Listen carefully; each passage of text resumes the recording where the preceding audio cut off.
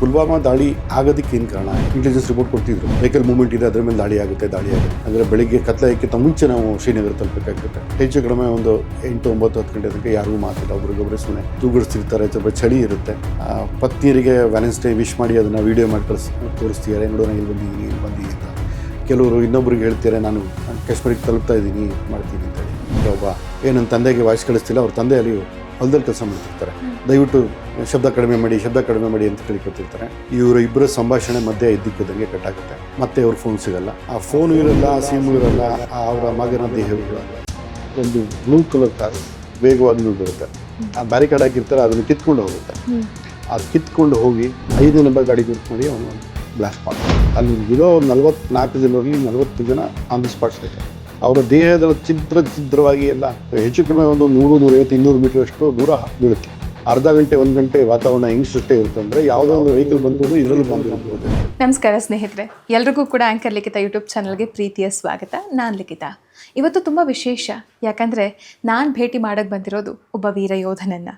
ಹೌದು, ನಮ್ಮ ದೇಶಕ್ಕಾಗಿ ತಮ್ಮ ಯೌವನ, ಶಕ್ತಿ, ಜೀವನ, ಕುಟುಂಬ ಎಲ್ಲವನ್ನು ಕೂಡ ತ್ಯಾಗ ಮಾಡಿ ದೇಶದ ಭದ್ರತೆಯೇ ಮೊದಲು, ದೇಶವೇ ಮೊದಲು ಅಂತ ದುಡಿದಂತಹ ಒಬ್ಬ ವೀರ ಯೋಧನನ್ನು ಭೇಟಿಯಾಗೋದಕ್ಕೆ ಬಂದಿದ್ದೀನಿ. ಬನ್ನಿ ಅವ್ರನ್ನ ಮಾತಾಡ್ಸೋಣ, ಅವರ ಜೀವನ ಕಥೆಯನ್ನು ಕೇಳೋಣ, ಜೊತೆಗೆ ಒಂದಷ್ಟು ಇಂಟ್ರೆಸ್ಟಿಂಗ್ ಸ್ಟೋರೀಸ್ನ ಅವ್ರ ಬಾಯಿಂದಲೇ ಕೇಳಿ ತಿಳ್ಕೊಳ್ಳೋಣ.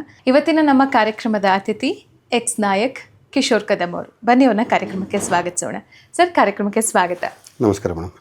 ಸರ್, ಒಬ್ಬ ವೀರ ಯೋಧ ಅಂತ ಹೇಳಿದ್ರೆ ಅಲ್ಲಿ ಬಾರ್ಡರಲ್ಲಿ ಹೇಗಿರುತ್ತೋ ಗೊತ್ತಿಲ್ಲ, ಬಟ್ ಇಲ್ಲಿ ದೇಶದ ಒಳಗೆ ಇರುವಂಥ ಪ್ರತಿಯೊಬ್ಬ ಜನರು ಕೂಡ ವೀರ ಯೋಧ ಅಂದ ತಕ್ಷಣ ಆ ಒಂದು ರೋಮನೆ ಎದ್ದು ನಿಂತ್ಕೊಳ್ಳುತ್ತೆ. ಯಾಕಂದರೆ ನಮಗಾಗಿ, ದೇಶಕ್ಕಾಗಿ ಪ್ರತಿಕ್ಷಣ 24/7 ಕೂಡ ದುಡಿತಾ ಇರುವಂಥ ಜೀವ ಅದು. ನಿಮ್ಮನ್ನು ಮಾತಾಡ್ಸ್ತಾ ಇರೋದು ಖಂಡಿತವಾಗ್ಲೂ ನಮ್ಮ ಭಾಗ್ಯ ಅಂತಲೇ ಹೇಳ್ಬೋದು. ನಿಮ್ಮ ಕಿರು ಪರಿಚಯ ನಮ್ಮ ಜನರಿಗೆ. ನಮಸ್ಕಾರ, ಜೈ ಹಿಂದ್. ಆ್ಯಂಕರ್ ಲಿಖಿತ ಚಾನಲ್ ವೀಕ್ಷಕರಿಗೆ ಕಿಶೋರ್ ಕದಮ್ ಮಾಡುವ ನಮಸ್ಕಾರಗಳು. ನಾನು ಮೂಲತಃ ಗೌಡಗೆರೆ ಗ್ರಾಮದವನು. ಕ್ಯಾನಗರ ಮತ್ತು ಹುಣಸೂರು ತಾಲೂಕು ಮಧ್ಯದಲ್ಲಿ ಈ ಊರಿದೆ. ನಮ್ಮ ಊರಿನ ವಿಶೇಷತೆ ಏನು ಅಂತ ಹೇಳಿದ್ರೆ, ನನಗೆ ತಿಳಿದಿರೋ ಮಟ್ಟಿಗೆ ಮೈಸೂರು ಜಿಲ್ಲೆಯಲ್ಲಿ ಎಲ್ಲಕ್ಕಿಂತ ಹೆಚ್ಚಿಗೆ ಸೈನಿಕರನ್ನು ಕೊಟ್ಟಿರೋ ಊರು ಅದು. ಮತ್ತು ವರ್ಲ್ಡ್ ವಾರ್ಗಳಲ್ಲಿ ಯುದ್ಧಕ್ಕೆ ಹೋಗಿದ್ದಂಥ ಸೈನಿಕರ ಊರದು. ಅಲ್ಲಿ ನಮ್ಮ ಊರಿನಲ್ಲಿ ಶಿಲಾಶಾಸನಗಳಿವೆ. ಇಂದಿಗೂ ಕೂಡ ನಮ್ಮಲ್ಲಿ ಹೆಚ್ಚಿನ ಮಾಜಿ ಸೈನಿಕರು ಹಾಗೂ ಸೈನಿಕರು ನಮ್ಮ ಊರಲ್ಲಿ ಸಾಕಷ್ಟು ಜನ ಇದ್ದಾರೆ. ಆ ವಾತಾವರಣದಲ್ಲಿ ನಾನು ಬೆಳೆಬಂದಂಥವನು. ಮತ್ತು ನಾನು, ನನ್ನ ತಾತ ಮೊದಲು ಸೇನೆಯಲ್ಲಿದ್ದರು. ಅವರು ಸೇನೆಯಲ್ಲಿದ್ದಂಥ ಸಮಯ ಹೇಗಿತ್ತು ಅಂತ ಹೇಳಿದ್ರೆ, ಬ್ರಿಟಿಷ್ ಕಾಲರ ಆವತ್ತಿನ ಆಳ್ವಿಕೆ ಇತ್ತು, ಹಾಗೂ ರಾಜ ಮಹಾರಾಜರ ಆಳ್ವಿಕೆಯು ಜೊತೆಯಲ್ಲಿತ್ತು. ಬ್ರಿಟಿಷ್ ಆಳ್ವಿಕೆಯಲ್ಲಿ ಮೈಸೂರು ಲ್ಯಾನ್ಸರ್ಸ್ ಕಡೆಯಿಂದ ಕಮಿಷನ್ಡ್ ಆಫೀಸರ್ ಆಗಿ ಸೇರಿದಂಥ ಮೊದಲನೇ ವ್ಯಕ್ತಿ ನಮ್ಮ ತಾತ ಅವರು. ಅವರ ಒಂದು ಪೇಂಟಿಂಗ್ ಕೂಡ ಈಗಲೂ ಪ್ಯಾಲೇಸಲ್ಲಿದೆ.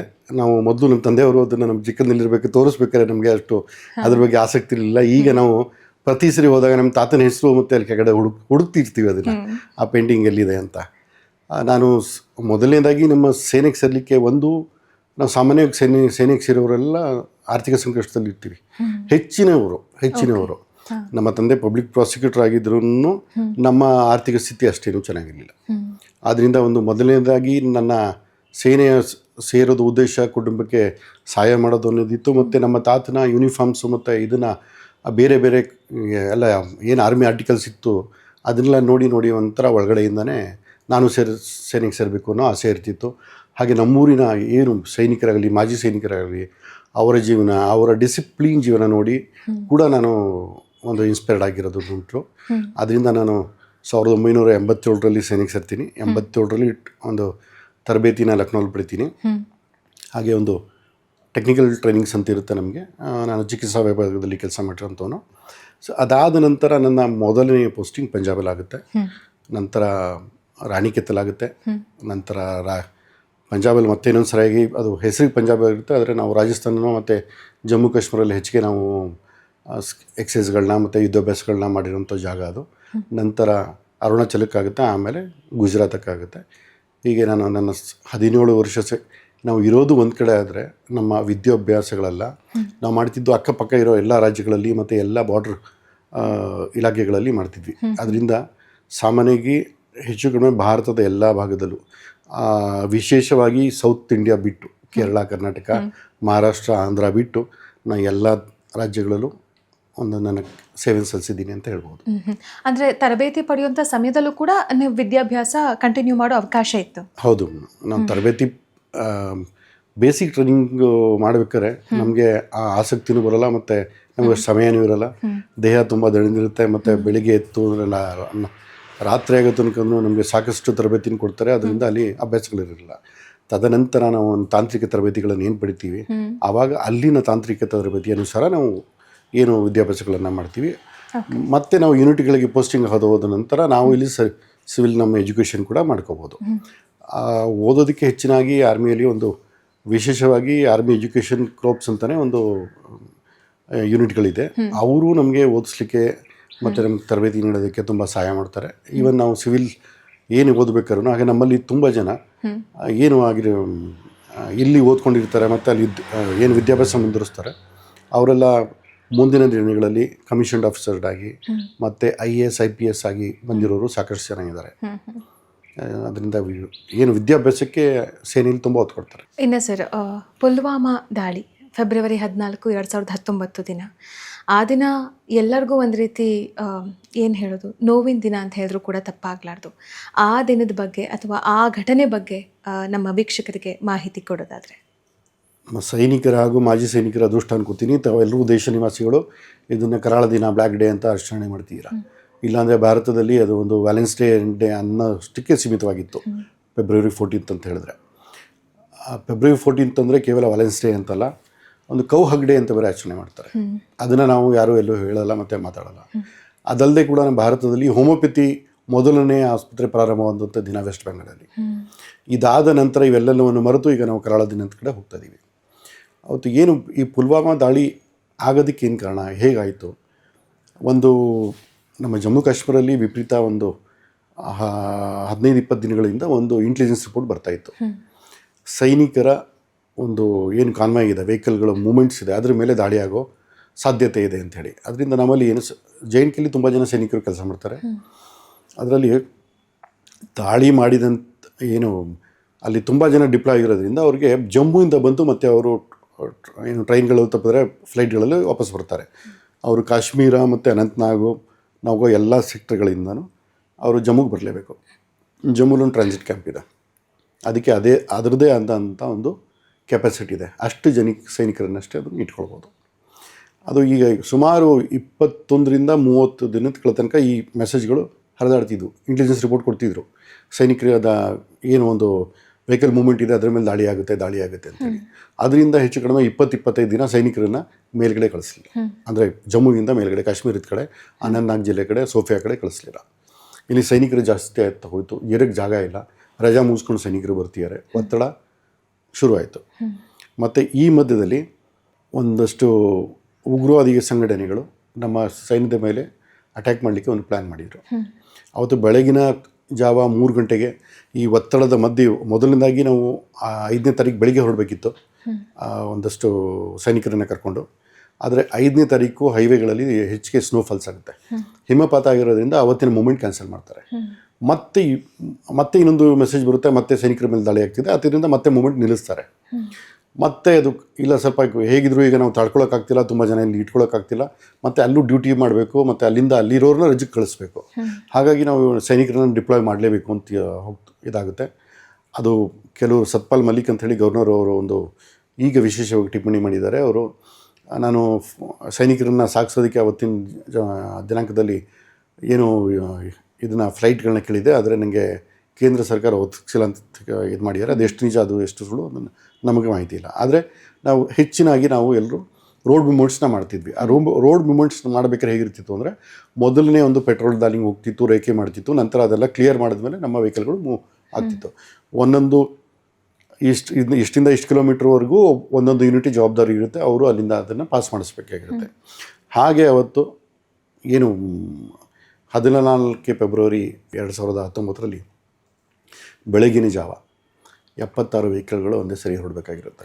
ಅದರಲ್ಲಿ ಒಂದು ಆಂಬುಲೆನ್ಸು, ಒಂದು ವೈಟ್ ಕಲರ್ ಜಿಪ್ಸಿ, ಮತ್ತು ಒಂದು ಈ ಬೇರೆ ನಮ್ಮ ರಾಷನ್ ತುಂಬಿರೋಂಥ ಒಂದು ಗಾಡಿ, ಇದೆಲ್ಲ ಇರುತ್ತೆ. ಇದರಲ್ಲಿ ಕೆಲವು ಬುಲೆಟ್ ಪ್ರೂಫು ಇರುತ್ತೆ, ಕೆಲವು ನಾರ್ಮಲ್ ಬಸ್ಗಳು ಇರುತ್ತೆ, ಟ್ರಕ್ ಆ್ಯಂಡ್ ಬಸ್ ಇದೆಲ್ಲವೂ ಇರುತ್ತೆ.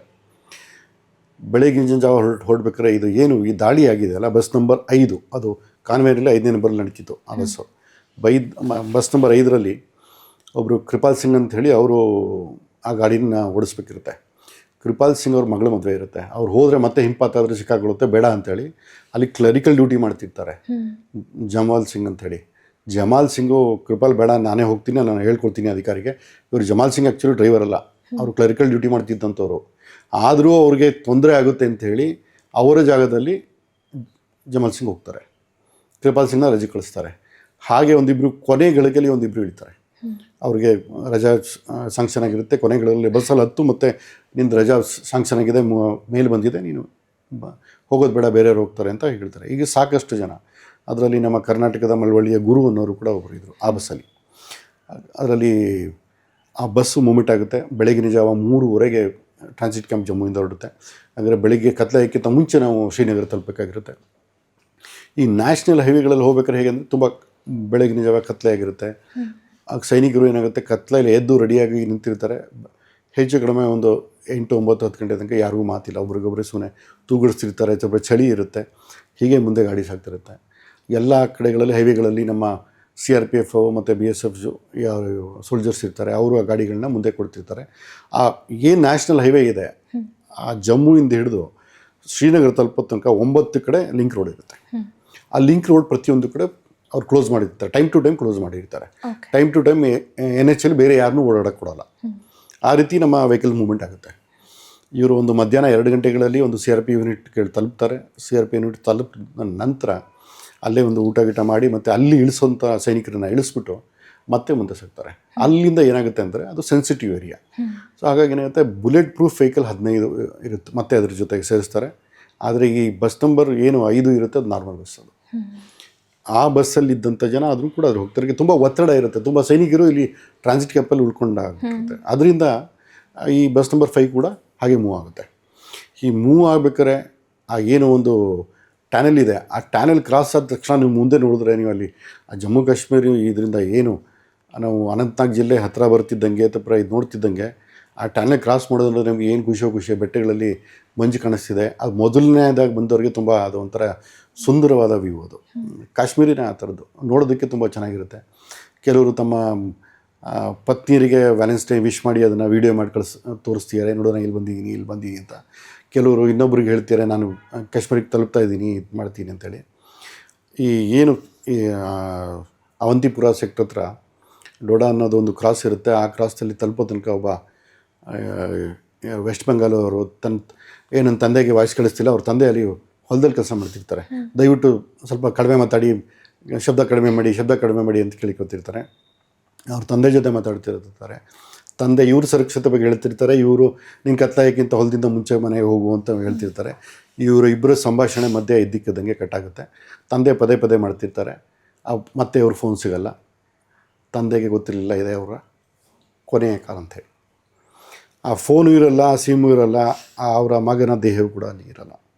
ಈ ಮಧ್ಯದಲ್ಲಿ ಏನಾಗುತ್ತೆ ಅಂತ ಹೇಳಿದ್ರೆ, ನಾನು ಏನು ನಿಮಗೆ ಈಗ ಒಂದು ಕ್ರಾಸ್ ಅವಂತಿಪುರದ ಹತ್ರ ಅಂತ ಹೇಳಿದ್ನಲ್ಲ, ಪ್ರತಿಯೊಂದು ಕ್ರಾಸನ್ನು ಒಬ್ಬರು ಅಲ್ಲಿಂದ ಮುಂದೆ ಸಾಗಿಸ್ಲಿಕ್ಕೆ ASI ಮೋಹನ್ಲಾಲ್ ಅನ್ನೋರು ಅಲ್ಲಿ ಡ್ಯೂಟಿ ಇರುತ್ತೆ. ಅವರು 3 ಜನ ಇರ್ತಾರೆ.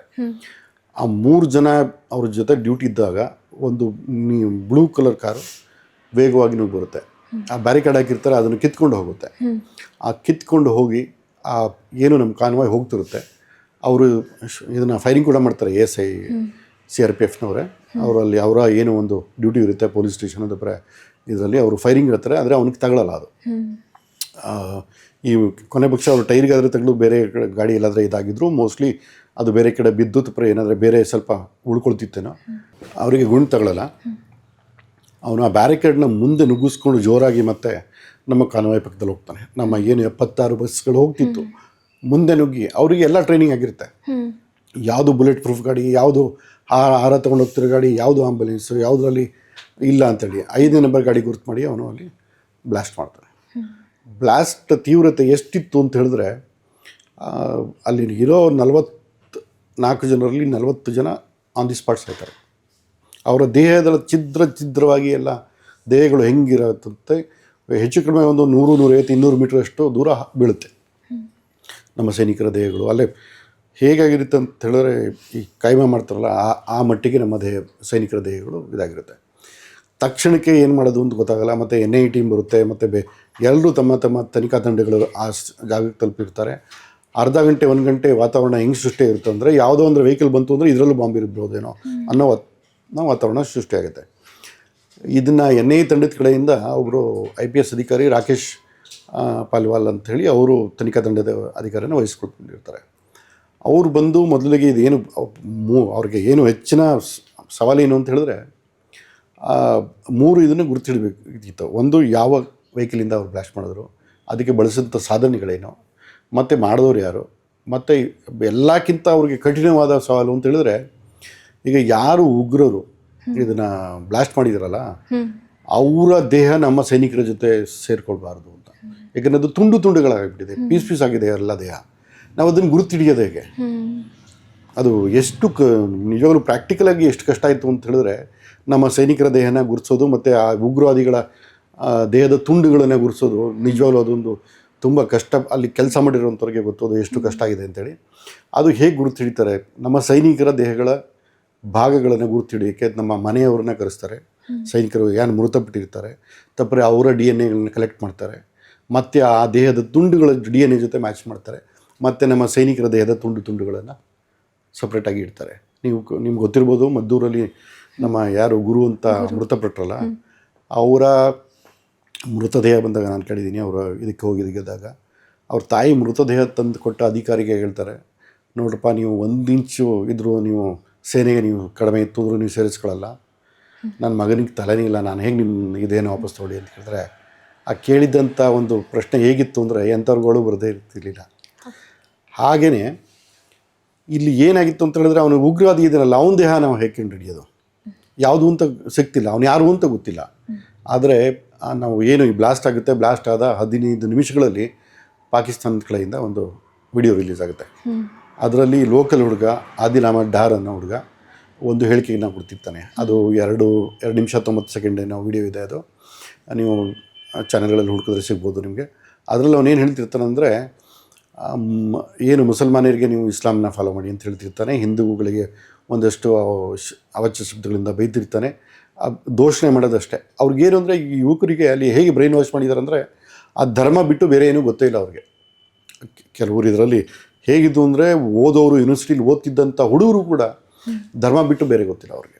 ಧರ್ಮ ಇದರಲ್ಲಿ ಭಾರತೀಯ ಸೇನೆ ಹೀಗೆ ಮಾಡ್ತಿದೆ, ಭಾರತೀಯ ಸರ್ಕಾರ ಹೀಗೆ ಮಾಡ್ತಿದೆ, ನಿಮಗೆ ಶೋಷಣೆ ಮಾಡ್ತಿದೆ ಅನ್ನೋದೇ ತಲೆಗೆ ತುಂಬಿದ್ದಾರೆ. ಅದನ್ನು ಅವರ ಕನ್ನಡಕ್ಕೆ ಹಾಕ್ಕೊಂಡಷ್ಟೇ ಆ ಹುಡುಗರು ಭಾರತೀಯ ಸೇನೆ ಮತ್ತು ಭಾರತ ಸರ್ಕಾರನ ನೋಡ್ತಿದೆ.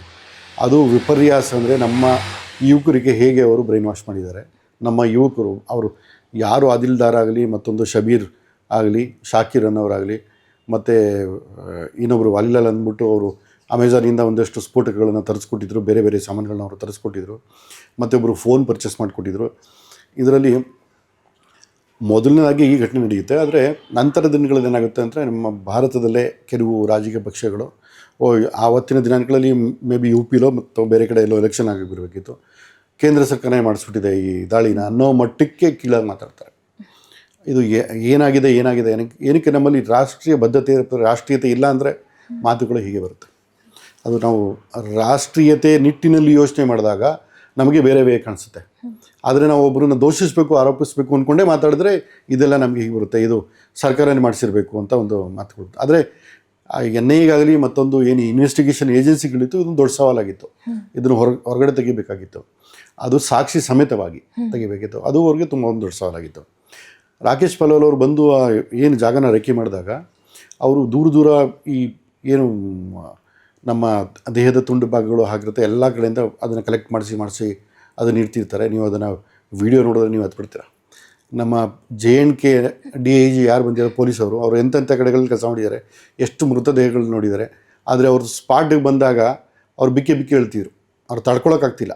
ಅದು ಏನಂದರೆ, ಯಾರು ತೊಗೊಂಡು ಬರ್ತೀರಲ್ಲ, ಯಾರ್ದೋ ಒಂದು ಮೂಳೆ ತೊಗೊಂಡು ಬರ್ತಿದ್ದಾರೆ, ಯಾರೋ ಮಾಂಸಖಂಡಗಳು ತೊಗೊಂಡು ಬರ್ತಿದ್ದಾರೆ, ಗುಡ್ಡೆ ಮಾಡಿ ತೊಗೊಂಡು ಬರ್ತಿದ್ದಾರೆ, ಕೆಲವರು ಬಾಣಲಿ ತೊಗೊಂಡು ಬರ್ತಿದ್ದಾರೆ, ಕೆಲವರು ಚೀಲದಲ್ಲಿ ತೊಗೊಂಡು ಬರ್ತಿದ್ದಾರೆ. ಆ ಸ್ಥಿತಿ ಆಗಿತ್ತು, ಆ ತೀವ್ರತೆ ಅಷ್ಟಿತ್ತು. ಏನಕ್ಕೆಂದರೆ ಆ ಸ್ಫೋಟ ಮಾಡಿದಂಥ ಏನು 300 kg RDS ಬಳಸಲಾಗಿತ್ತು, ಜೆಲಿಟಿನ್ ಬಳಸಲಾಗಿತ್ತು. ಅದಕ್ಕೆ 300 kg ಸ್ಫೋಟ ಮಾಡಿದಾಗ ಎಷ್ಟು ಸುಮಾರು ಹೆಚ್ಚು ಕಡಿಮೆ 100-150 ಮೀಟ್ರ್ ದೂರದಲ್ಲಿ ಇರೋಂಥ ಮನೆಗಳ ಹಂಚು ಹೊಡೆದೋಗಿತ್ತು, ಗಾಜು ಹೊಡೆದೋಗಿತ್ತು ಮತ್ತು ಗೋಡೆಗಳು ಬಿಟ್ಕೊಂಡಿತ್ತು. ಅಷ್ಟು ತೀವ್ರತೆ ಇತ್ತು ಇದರಲ್ಲಿ. ರಾಕೇಶ್ ಪಲ್ಲೆ ಅವರು ಹೀಗೆ ಎಲ್ಲ ಕಡೆ ಸುತ್ತಾಡಿ ಅದನ್ನು ಹುಡುಕ್ತಿರ್ಬೇಕಾದ್ರೆ ಅವ್ರಿಗೆ ಒಂದು ವೆಹಿಕಲ್ದು ಕೀ ಸಿಗುತ್ತೆ. ಅವ್ರಿಗೆ ಇದಾಗುತ್ತೆ, ಇವ್ರು ಯಾರು ಈ ಡಿಕ್ಕಿ ಹೊಡೆದು ಗಾಡಿನ ಸ್ಪೋರ್ಟ್ಸಿಯರಲ್ಲ, ಅವ್ರು ಅದೇ ವೆಹಿಕಲ್ದು ಇರ್ಬೋದು ಅಂತ ಗಾಡಿ ಎತ್ಕೋತಾರೆ, ಕೀ ನಂಬರ್ ನೋಡ್ತಾರೆ ಇದು. ಮತ್ತು ಯಾವುದು ವೆಹಿಕಲ್ ಅಂತ ಯಾರಿಗೂ ಗೊತ್ತಿರಲ್ಲ. ಇದು ಯಾವುದು ಸ್ಫೋಟಗೊಂಡ ನಂತರ ಅಷ್ಟೊಂದು ಅದು ಛಿದ್ರವಾಗಿರುತ್ತೆ. ಅದರಲ್ಲಿ ಸಾಫ್ಟ್ ಇದರಲ್ಲಿ ಇದ್ರ ಬ್ಯಾಚ್ ನಂಬರ್ ಇರುತ್ತೆ, ಅದು ಹಾಗೆ ಉಳ್ಕೊಂಡಿರುತ್ತೆ. ಇನ್ನು ಬೇರೆ ಎಲ್ಲ ಅವರು ಬ್ಯಾಚ್ ನಂಬರ್ ಎಲ್ಲ ತೆಗೆದಿರ್ತಾರೆ. ಅದನ್ನು ಉಗ್ರವಾದಿಗಳು ಅದನ್ನು ಸ್ಪೋರ್ಟ್ಸ್ಗಿಂತ ಮುಂದೆ ಅದನ್ನೆಲ್ಲ ನಾಶ ಮಾಡಿರ್ತಾರೆ. ಆದರೆ ಸಾಫ್ಟ್ ಒಳಗಿರೋ ಬ್ಯಾಚ್ ನಂಬರ್ ಅವ್ರಿಗೆ ತೆಗಿಬೇಕು ಅನ್ನೋದು ಗೊತ್ತಿರಲ್ಲ, ಆದರೆ ಒಳಗಡೆ ಇರೋದ್ರಿಂದ ಗೊತ್ತಿರಲ್ಲ. ಹೀಗಾಗಿ ಅದು ಯಾವ ವೆಹಿಕಲ್ ಅಂಥೇಳಿ ಎಲ್ಲ ವೆಹಿಕಲಿನ ಕಂಪ್ನಿಯವರನ್ನು ಅಷ್ಟೊಂದಷ್ಟು ಜನನ ಕರೆಸಿ ಒಂದು ಏನು ತಪಾಸಣೆ ಮಾಡಿಸ್ತಾರೆ, ಗೊತ್ತಾಗುತ್ತೆ ಅದು ಮಾರುತಿ ಕಂಪ್ನಿಯ ಇಕೋ ವೆಹಿಕಲ್ ಅನ್ನೋದು ಗೊತ್ತಾಗುತ್ತೆ. ಮತ್ತು ಅದು ಯಾರಿಗೆ ಮಾರಾಟ ಆಗಿದೆ ಅಂತ ಹುಡುಕ್ತಾ ಹೋದಾಗ ಅದು ಕೊನೆಯದಾಗಿ ಯಾರು ಖರೀದಿ ಮಾಡಿದ್ದಾರೆ ಅವರು ಒಬ್ಬ ಸಜಾದ್ ಭಟ್ ಅನ್ನೋವ್ರಿಗೆ ಖರೀದಿ ಮಾಡಿ ಅವ್ರು ಕೊಟ್ಟಿರ್ತಾರೆ. ಇದರಲ್ಲಿ ಅವರಿಗೆ ಒಂದು 20-25 ಸಾವಿರ ರೂಪಾಯಿ ಲಾಭ ಬಂದಿರುತ್ತೆ. ಅದು ಆದರೆ ಮೊದಲನೇ ಓನರ್ ಹೆಸರಲ್ಲೇ ನಡೀತಿರುತ್ತೆ ಗಾಡಿ. ಅದು ಸಜಾದ್ ಭಟ್ ಅವ್ರಿಗೆ ಅನ್ನೋದು ಕೊನೆಯದಾಗಿ ಅನ್ನೋದು NIA ಟೀಮ್ ಒಂದು ಕಂಡು ಹಿಡಿಯುತ್ತೆ. ಎರಡನೇದು ಇದೇನಾಗುತ್ತೆ, ಈ ಫೆಬ್ರವರಿ 14ರಿಂದ ಮಾರ್ಚ್ 10 ತನಕ ನಮ್ಮ ಸೈನ್ಯದಲ್ಲಿ ಒಂದು ರೋಷ ಉಕ್ಕಿರುತ್ತೆ. ನಮ್ಮ 40 ಜನಗಳನ್ನು ಬಲಿ ಪಡ್ಕೊಂಡಿದ್ದಾರೆ, ಮತ್ತು ಇಷ್ಟು ಜನ ಬಲಿ ಕೊಂಡ್ಮೇಲೆ ನಾವು ಅವ್ರನ್ನ ಬಿಡೋಕ್ಕಾಗಲ್ಲ ಅಂಥೇಳಿ ತುಂಬಾ ರೋಷ ಇದ್ದು 18 ಉಗ್ರವಾದಿಗಳು ಟಾಪ್ ಕಮಾಂಡರ್ಸ್ ಯಾರಿರ್ತಾರೆ ಅವ್ರನ್ನ ನಮ್ಮ ಸೇನೆ ಹೊಡೆದಾಗುತ್ತೆ. ಪಾಕಿಸ್ತಾನದಿಂದ ಬಂದಂಥ ಉಗ್ರವಾದಿಗಳಾಗಲಿ ಇಲ್ಲಿನ ಲೋಕಲ್ ಆಗಲಿ ಅಂಥವ್ರನ್ನ 18 ಜನ ಉಗ್ರವಾದಿಗಳನ್ನ ಹೊಡೆದಿರ್ತಾರೆ. ಮತ್ತಷ್ಟು ವಿಡಿಯೋಗಳಿಗಾಗಿ ಆಂಕರ್ ಲಿಖಿತ ಯೂಟ್ಯೂಬ್ ಚಾನೆಲ್ನ ಸಬ್ಸ್ಕ್ರೈಬ್ ಮಾಡಿ, ಲೈಕ್ ಮಾಡಿ, ಶೇರ್ ಮಾಡಿ ಹಾಗೂ ನಿಮ್ಮ ಅನಿಸಿಕೆ ಅಭಿಪ್ರಾಯಗಳನ್ನು ಕಮೆಂಟ್ ಮೂಲಕ ತಿಳಿಸಿ.